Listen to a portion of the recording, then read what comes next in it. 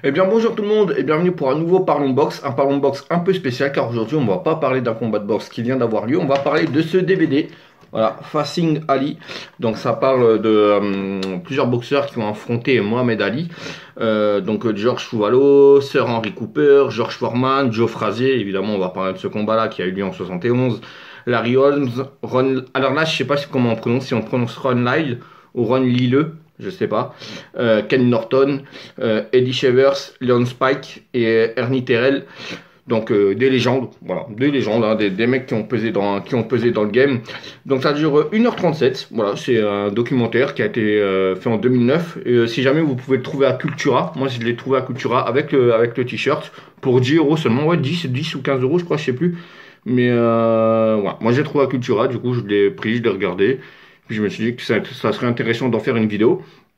Donc on a les témoignages de Foreman, hein, Owens, Shavers, Spike, Lyle. Et ce qui est intéressant, c'est que c'est 2 ans avant la mort du coup de Joe Frazier. Donc je rappelle vite fait, hein, Foreman, champion du monde poids lourd en 73-74 chez la WBC, WBA 94-95, Larry Holmes, champion du monde poids lourd WBC en 78 jusqu'en 83 et de 83 à 85 à la WBA. Eddie Shavers n'a pas été champion du monde. Leon Spike a été champion du monde poids lourd en WBA et WBC en 78. C'était quand leur combat 78, ouais. Et Ron Lyle n'a pas été champion du monde, il me semble. Voilà. Donc je rappelle, hein, pour vite fait, parce que j'ai pris des notes aussi. Hein. Là, c'est la première fois que je prends autant de notes. Voilà. Parce qu'il y a beaucoup de choses à parler, des choses que j'ignorais, hein, parce que j'étais pas né à l'époque de Mohamed Ali. Hein. Mohamed Ali, c'est quand même 56 victoires pour 37 KO, 5 défaites, donc, dont une par KO. Ça pèse, voilà, ça pèse. Alors, le documentaire commence par le combat entre Cassius Clay. Alors, on va parler aussi un peu d'histoire, hein, voilà. Ouvrez vos cahiers, page 37, exercice 2 et 3. Hein. Cette phrase m'a traumatisé quand j'étais petit, mais oui, on va parler un peu d'histoire. Vous allez comprendre pourquoi. Vous allez comprendre pourquoi on l'appelle Cassius Clay à un moment donné, et ensuite Mohamed Ali. Enfin, c'était très intéressant. Du coup, voilà, moi je ne savais pas pourquoi, mais ça a été très intéressant. Et je vous parlerai d'une BD aussi que j'ai aussi acheté à Cultura, mais là qui vous sont pesant d'or à peu près. Mais on en reviendra tout à l'heure à cette BD-là, parce que cette BD-là parle d'un combat spécifique. On en reparlera tout à l'heure. Du coup, Facing Ali, ça commence avec le témoignage de Cooper, Sir Henry Cooper, qui était champion du monde à l'époque. Et le combat entre Cassius Clay et Sir Henry Cooper se déroule à Wembley en 1963. Et ce qui est intéressant, c'est que Cooper pose des problèmes à Cassius Clay. Il saigne dès le premier round, il saigne du nez, il jette des regards à l'arbitre en demandant si c'est légal, si c'est s'il va pas être pénalisé, s'il a le droit de faire ça, Cooper. Il mettait des petits coups, ils étaient protégés, puis il mettait des petits coups. Mais en soi, il avait le droit. Alors je crois que cette règle a changé maintenant. Je crois que maintenant, quand tu es au corps à corps, c'est vraiment soit tu mets des coups au corps, c'est-à-dire sur les côtes, ou sinon tu fais rien du tout. Soit tu te tiens juste pour récupérer, mais je crois que tu n'as plus le droit de taper au visage en fait. Voilà, ou de pencher la tête de ton adversaire pour le taper quoi. Voilà. Cassius Clay il tombe au 4e round parce qu'il provoquait Cooper, il avait les mains basses, il était bas comme ça et puis il le provoquait. Du coup Cooper il se gênait pas, quoi, il en mettait une et du coup il est tombé. Mais en attendant, Cassius Clay, pendant ses 4e rounds, il n'a pas chômé, il touchait Cooper, et Cooper avait l'œil qui gonflait. Au 5e round, Cooper a l'œil trop gonflé, il ne peut plus continuer le combat, et du coup, Cassius Clay remporte le combat et devient champion du monde. Ensuite, on passe à Liston, Clay contre Liston en 64 à Miami. Alors, Clay a déclaré, il est trop laid, le champion du monde devrait être beau comme moi. C'est anecdotique, hein, mais bon, voilà, ça te dire le gars, la langue qu'il avait, le trash talking qu'il avait, hein, parce que Cassius Clay, comme Mohamed Ali, était un trash talking, hein, il faisait le trash talker, hein, vraiment, il adorait ça, il était un peu connu pour ça, on va pas se le cacher, hein, mais il était aussi connu plus pour sa boxe, mais aussi pour ses sorties un peu pas provocantes, mais ces phrases qui ont marqué l'histoire de la boxe et l'histoire, je dirais pas politique, mais je dirais, si parce qu'il s'est quand même engagé sur plusieurs choses, mais j'ai pas envie de tout mélanger parce que ça c'est un sujet que je maîtrise pas très bien, mais Ouais, il a dit des phrases qui ont choqué le monde à l'époque. Tu vois, qui aujourd'hui peut-être nous choqueraient pas, mais à l'époque ça a choqué. Et si je transpire, c'est parce que j'ai mis la grosse lampe. Du coup, voilà. Ouais. Alors, Clé arrête pas de bouger. Tout le temps, il bouge, boum, boum, il bouge. Et c'est là où on découvre le style de Mohamed Ali. Il arrête pas de bouger, il touche, boum, boum. Et il se déplace, il se déplace. Il touche, bam, bam, bam, il se déplace. Et il revient toujours à chaque fois au centre du ring. Il va dans un coin, et dès qu'il est dans le coin, boum, boum, boum, il torpille Liston. Ensuite, il se déplace, il revient au centre du ring. Et c'est là qu'on a découvert le style de Cassius Clay. C'est une masterclass de Cassius Clay. Voilà. Ali était plus rapide que Liston, qui arrête à la fin du 6e round. À la fin du 6e round, Liston arrête le combat. Il ne repart pas au charbon. Et parce que Clay le surdomine, le maîtrise. C'est une masterclass de Cassius Clay. Ensuite, il se convertit à l'islam. Donc, il abandonne son nom, comme il le dit, d'esclave. En se convertissant à l'islam, il abandonne son nom d'esclave Cassius Clay. C'est lui qui le dit. Et du coup, il s'appelle Mohamed Ali. Il se fera appeler, du coup, à ce moment-là, Mohamed Ali. Prénom qui lui a été donné par l'Elijad Muhammad. Voilà. À l'époque, il traînait aussi avec Malcolm X. Il y a eu une petite embrouille. Ça, c'est comme dit, c'est un sujet que je maîtrise pas trop. J'ai pas envie de blesser des gens. Du coup, voilà, moi je pars du principe qu'on est tous égaux et j'ai pas envie de dire des conneries sur un sujet que je maîtrise pas. Voilà, et de blesser des gens ou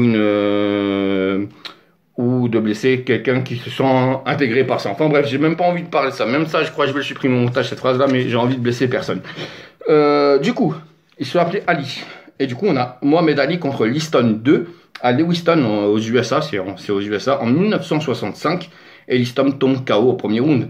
Ali devait affronter Patterson et Liston craignait les musulmans qui l'avaient menacé. En fait, il y avait les noirs musulmans et les musulmans d'un côté. Je vous l'ai dit, c'est un sujet très complexe là. Il y avait tout un truc géopolitique à cette époque-là, qui n'est pas là à cette époque-là. Mais même si un combat de l'époque me fait rappeler un combat qui a eu lieu récemment, je vous en parlerai ça tout à l'heure. Mais voilà. Liston tombe KO au premier round et franchement, Liston, il aurait pu se relever, mais voilà, il craignait, il avait peur que il ait des représailles. Je crois que Malcolm X est mort juste avant le combat ou après le combat, je crois. Donc voilà, il avait peur, il s'est fait menacer et puis il n'y a pas d'autre mot, il s'est couché. Hein, voilà, on va parler franchement. Ensuite, en 1966, et là c'est un peu la partie histoire. En 1966, si vous êtes calé en histoire, il y a la guerre du Vietnam. Donc la guerre du Vietnam, hein, je pense que c'est une guerre assez connue, pas besoin d'en parler. Hein. Comme son nom l'indique, ça se passe au Vietnam. Et Ali ne s'engage pas, car il n'a pas de problème avec les Viet Cong, comme il a dit. Voilà, et il a dit, les Vietnamiens ne m'ont pas fait de mal, ne m'ont pas insulté, ne m'ont pas traité en esclavage. Pourquoi j'irais tuer ou bombarder des innocents? Et pour la seule fois là où j'étais d'accord avec Mohamed Ali. Du coup, il ne s'engage pas, mais du coup, il va être plus tard jugé pour ça, parce qu'à l'époque, tu dois t'engager, comme à l'époque, il y avait le service militaire en France. Voilà. Donc, il devait, normalement, il était censé aller au charbon, mais il a dit, non, je tue pas des innocents. Et il a eu raison, force à lui. Ensuite, Terrell devait affronter Ali au New Jersey, mais le combat a été déplacé au Canada. Parce que, encore une fois, cette histoire de il n'est pas allé à la guerre, machin, nanani, nanana, et Ali il n'est pas avec nous, et Ali il est musulman, et Ali nanani, Ali ceci, Ali, et arrêtez de parler, à un moment donné, c'est un boxeur. Point. Tu vois. À cause des gens qui mettaient la pression, à cause des déclarations d'Ali, parce qu'il y a des gens qui ont mis des pressions énormes, des gens qui avaient du pouvoir, qui ont mis de la pression pour que ce combat-là se fasse pas, où on va dire, ouais, lui à la sortie du combat, on va l'attraper, on va le buter. Enfin voilà, c'était un autre délire à l'époque. Hein. Voilà, sur la guerre du Vietnam. Finalement, Terrell se retire du combat, parce qu'en fait, son manager, le manager de Terrell, était un mafieux qui trempait dans des sales histoires, c'était un mafieux de Chicago, son manager. Et un jour, son manager, il s'est fait attraper, puis il s'est fait défoncer la gueule.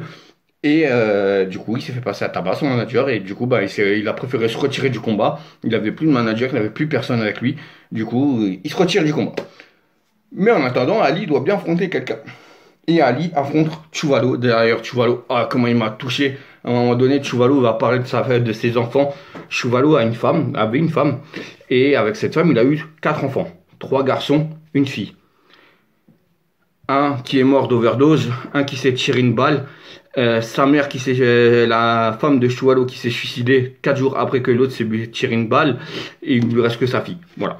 Il n'en parle pas, mais je suppose qu'il lui reste que sa fille. Mais ses 3 enfants se sont butés, un overdose et les deux se sont tiré une balle et la femme de Tuvalu qui s'est suicidée. Voilà. C'est amour et gaieté hein, dans le camp de Tuvalu, mais il m'a touché et ça m'a fait bobo au cœur. Du coup, Ali affronte Tuvalu à Toronto au Canada en 1966. Au premier round, Ali tient la tête de Tuvalu, il le défie comme ça, il lui tient la tête. Et il dit à Tuvalu, vas-y, frappe-moi au corps, je te défie, frappe-moi au corps. Et du coup, on voit Tuvalu, il le pilonne de coups au corps. Et Ali gagne le combat, mais finit à l'hôpital avec les reins en sang, alors que Tuvalu, il est parti danser avec sa femme. Mais c'est quand même Ali qui gagne. C'est bizarre, mais bon, après, quand on regarde le combat, Ali a dominé quand même Tuvalu et Ali a eu les reins en sang justement à cause qu'il a provoqué Tuvalu, que Tuvalu l'a pilonné parce que Tuvalu à l'époque avait une grosse force de frappe. Ensuite il affronte finalement enfin Terrell parce que le contrat avait été signé, donc dans tous les cas le combat devait avoir lieu, mais il fallait que Terrell se retrouve une équipe sérieuse, sans mafieux, sans rien. Du coup ce combat a lieu à Houston en 1967. Terrell essaye de finir Ali avec son direct, c'était sa stratégie. Il était là, il attendait qu'Ali était dans son axe, puis il le mettait avec un direct, il essayait de le toucher. Il avait un excellent direct, c'était sa force à Terrell. Mais Ali le tire vers les cordes et il frappe au visage et il lui met le pouce dans l'œil. Alors avec un gant box c'est possible, vous allez me dire comment c'est possible vu qu'on a la main dans le gant. Mais en fait avec un gant box c'est possible. Je vais prendre un gant et je vais vous montrer. C'est avec cette partie-là. Bon, à l'époque, c'était pas aussi gros que ça, mais ça avec cette partie-là, et puis il lui a mis dans l'œil comme ça, et puis il a appuyé. Donc, mais on sent quand même, quoi. Du coup, voilà, même moi là, oula, alors, qu'est-ce qui est marqué là? Mais voilà, et du coup, ben, Terrell se met en garde, il peut plus rien faire parce qu'il voit plus rien. Il se met en garde et puis il attend que ça passe, quoi. Il tient tête à Ali. Et alors. Oui, il y a aussi ça c'est que Terrell s'amusait à appeler Mohamed Ali Cassius Clay. En disant, mais non, il y a quelques années, tu m'as dit que tu t'appelais Cassius Clay, pourquoi tu t'appelles Mohamed Ali? Et Mohamed Ali, il n'aimait pas ça, il lui a dit, respecte-moi et dis-moi comment je m'appelle. Et Terrell disait, ben, Cassius Clay. Il dit, non, je m'appelle Mohamed Ali. Et sur le ring, et ça c'est incroyable, cette scène, c'est Ali mettait des crochets, des directs, des combinaisons, 4-5 coups, et après il lui disait, comment je m'appelle. Il arrêtait pas de lui crier ça, et Terrell en face pouvait plus rien faire parce que les coups d'Ali faisaient mal. Et Ali était un très bon boxeur, un très gros puncher, et ses coups frappaient fort et ça faisait mal. Et il lui balançait des directs, il lui disait comment je m'appelle, et Ali gagne ce combat-là aussi. Ali, du coup, est jugé pour ne pas avoir été à la guerre du Vietnam. Et en 1967, après le combat contre Terrell, il est interdit de boxe car il a été jugé coupable du coup de ne pas avoir été à la guerre du Vietnam. Du coup, pas de boxe pour Ali. Pendant ce temps, pendant que Ali ne peut pas boxer, Joe Frazier écrase tout le monde. Il écrase tout le monde comme le faisait Ali. Voilà, comme le faisait Ali. Il écrase tout le monde. Dès qu'il y a un gars qui se présente en face de Frazier, ça valse. Allez, au goulag.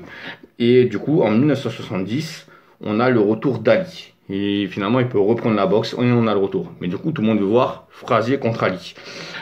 Ali Frazier, 1971, 2-3. Ali Frazier, le combat du siècle, 1971, au Madison Square Garden. Et du coup, ça me vient à vous parler de cette BD, le combat du siècle, qui parle de ce combat-là pour 19 €. Je trouve ça assez cher pour une BD, mais franchement, les dessins sont super. L'histoire est très bien détaillée. Et ouais, c'est incroyable. Ça a même eu lieu le 8 mars 1971, ce combat-là. Et pour moi, je le dis, je prends position, c'est le plus beau combat de boxe de l'histoire. Je le dis. Et ce combat-là me fait penser à un combat qui a eu lieu il n'y a pas longtemps.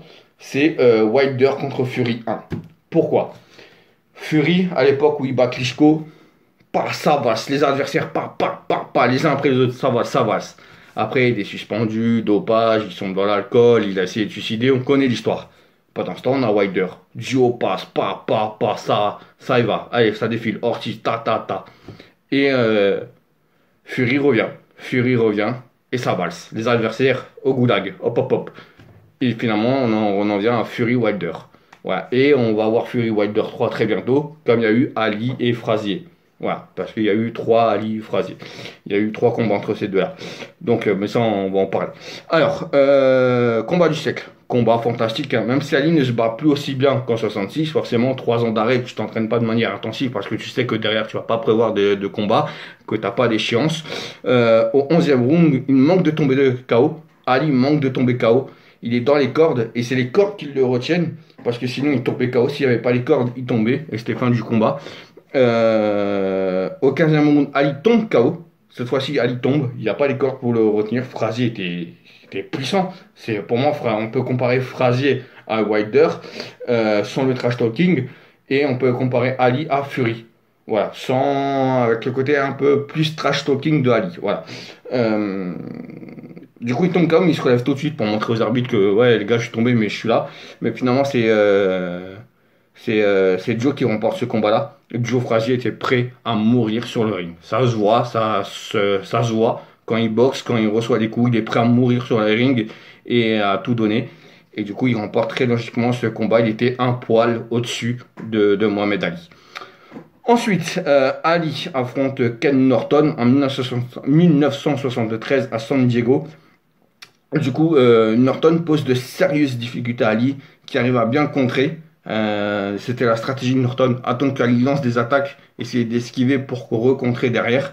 Ça a marché, mais il ébranle Ali et gagne à la surprise générale. À la surprise générale, Ken Norton, parce que Mohamed Ali à ce moment-là était classé numéro 2 mondial et Ken Norton numéro 8. Et du coup, tout le monde se disait, bon, Ali soit KO, soit au point. Mais voilà, le pauvre Ken Norton, merci d'être venu. Sauf que Norton, non, les gars, moi je suis là et je vais le taper, Mohamed Ali.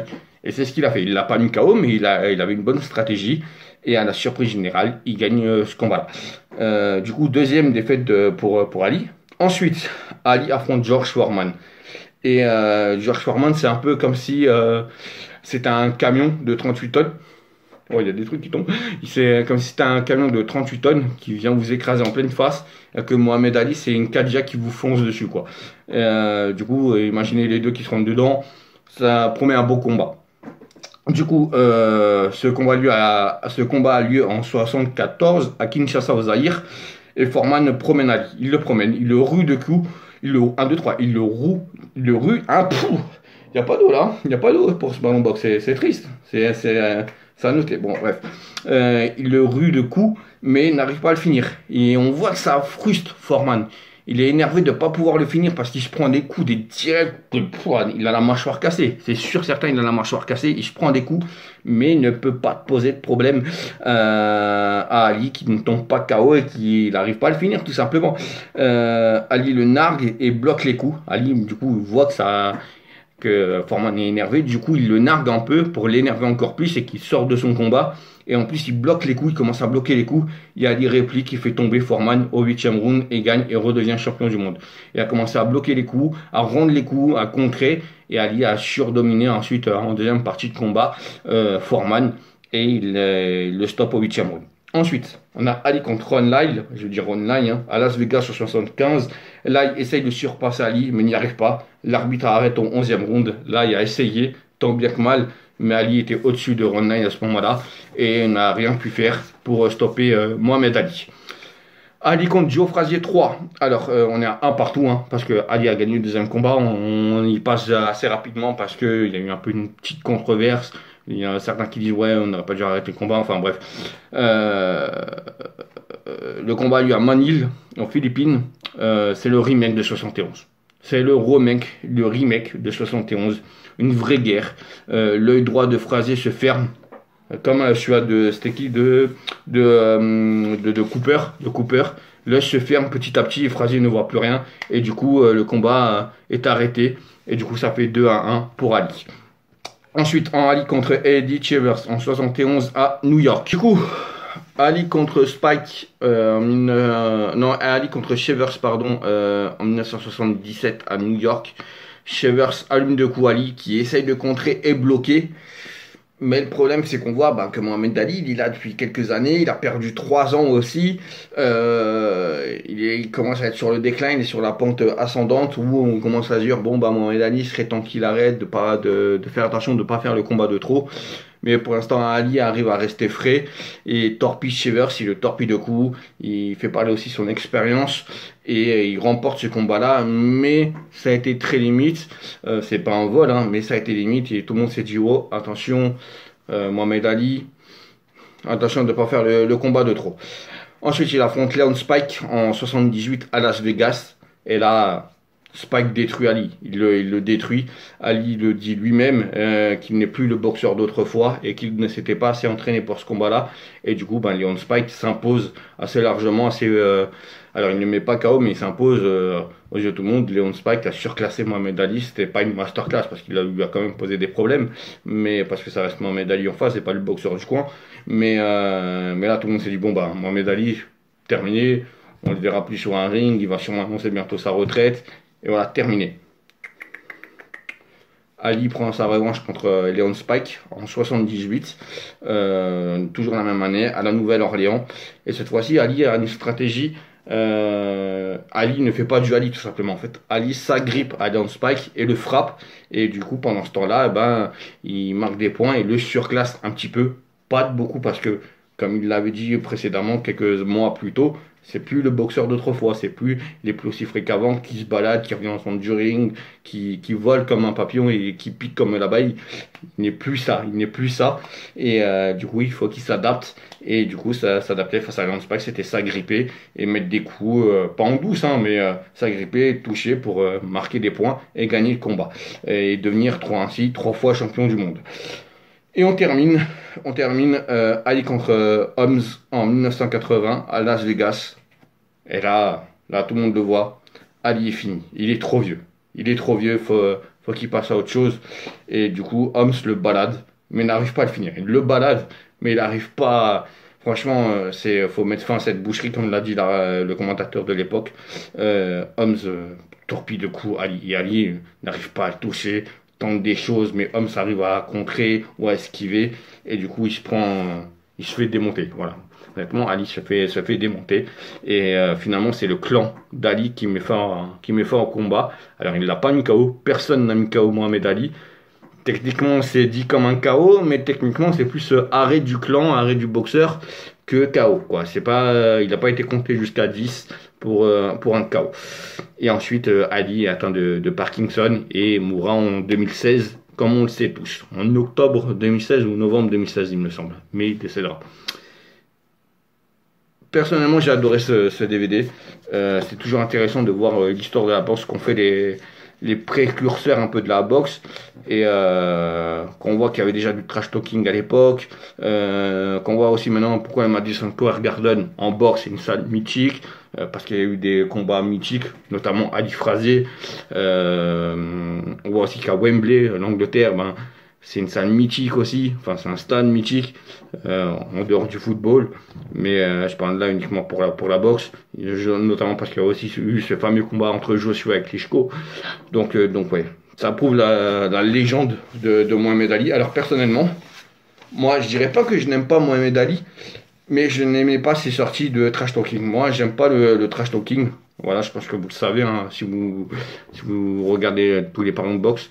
J'aime pas trop le trash talking. J'aime le trash talking quand il est bien fait. Comme par exemple Mohamed Ali quand il dit à Terrell comment je m'appelle en lui balançant des directs à la gueule. Là j'aime. Mais notamment avant le combat face à Cooper, avant le combat face à Spike, avant le combat face à Frazier, tout ça j'aimais pas ce combat-là. J'aimais pas ces choses-là. Et moi je suis plus du style tais-toi, travaille, laisse l'autre parler. Et vas-y, viens, on parle sur le ring, tu vois, on parle sur le terrain, tu vois, c'est là qu'on voit les hommes. Mais parler avant, moi, je comprends, ça fait partie du show, ça fait vendre des billets, et ça fait partie du jeu, quelque part. Mais, ouais, non, voilà, je dis pas que je n'aime pas Mohamed Ali, hein, mais c'est une légende de la boxe, il ne sera jamais égalé, beaucoup l'ont imité. Mais il n'y a qu'un seul Mohamed Ali. Je sais plus qui c'est qui dit ça dans le DVD, mais il n'y a qu'un seul Mohamed Ali, et il sera jamais remplaçable. C'est comme en Formule 1, il n'y a qu'un seul Ayrton Senna, il n'y a qu'un seul Michael Schumacher. C'est comme en 100 mètres, il n'y a qu'un seul Usain Bolt. Tu vois. Du coup voilà, ça représente la légende de Mohamed Ali. Personnellement, je préfère Joe Frazier. à Mohamed Ali. Joe Frazier, c'était plus quelqu'un qui se taisait, qui parlait sur le terrain. C'était plus mon style, c'était plus le style de boxeur que j'aime que Mohamed Ali. Après, en boxe pure, l'époque de Mohamed Ali qui se déplaçait, qui, comme le dit lui-même, volait comme le papillon et piquait comme l'abeille. J'aimais ça, j'aimais ce style de boxe. Et après, bah, j'étais plus Frazier. Mais je parle comme si j'avais connu ces combats-là, hein, alors que non. Mais après, c'est différent, c'est une autre époque, c'est un autre mode de vie aussi. Donc voilà. Dites-moi vous ce que vous en pensez en commentaire. Puis on se retrouve très vite, on a des nouvelles idées de vidéos qui arrivent. Il faut qu'on travaille encore un peu dessus, mais ça arrive très très vite. D'ici là, faites attention à vous, portez-vous bien. Ciao tout le monde. Peace.